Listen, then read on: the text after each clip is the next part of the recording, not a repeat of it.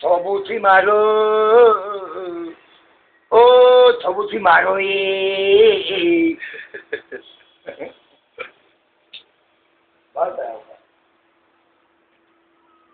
سری بلندی گذارد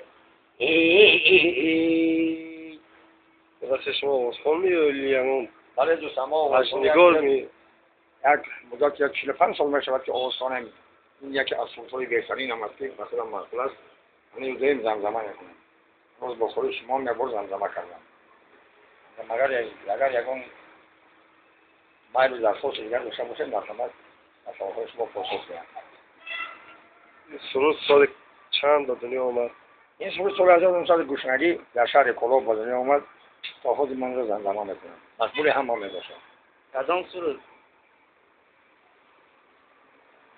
مثلا یک جوی دارد که بسیار یک لحظتی بلند دارد یک لحظه شد در نظر خودم شخصا بسیار یک شیرین میتابد من از تو میگیرم وقت اگر آوزه میگیرم من مثلا تابوتی مرو تابوتی مروی یک بسیار مطلوب آمده بعد در وقت خونیانم بسیار باید کلام میکنم شعر از کی؟ شعر وکیلم از خلق است آهنگ را خودم ساز کردم شما هر وقت که همین سرود رو میسرید شعر نمیکنید؟ نه برعکس با من یک الهام تازه از روی تازه با من داخل میشود من باز الهام سرودهایم رو من سرخل میکنم شما با همین سرود فکر میکنید که اصلا خوبتر میسرید؟ ممکن است ما خوبتر بگوید من مثلا خواندن رو از یکان کس ندیدم تا حال غیر از خودم رویه خودتان نه؟ بله دوستان رویه بهترین حالا شما برگر کنید من یک برگر حالا من یک چه باید سوزی بلند است چه آواز شیرین چه کشوری بهترین دارد برامد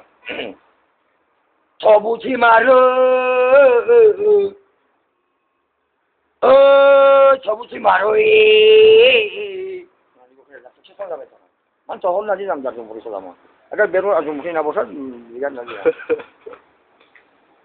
ندیدید؟ نه سلامت باشید خوش آمدید به برنامه ما خوش آمدید باز تکلیف من باز ببینم مالش با سرودهای تر و تازه البته بله دوستان بله سلامت باشید خوش آمدید سلامت باشید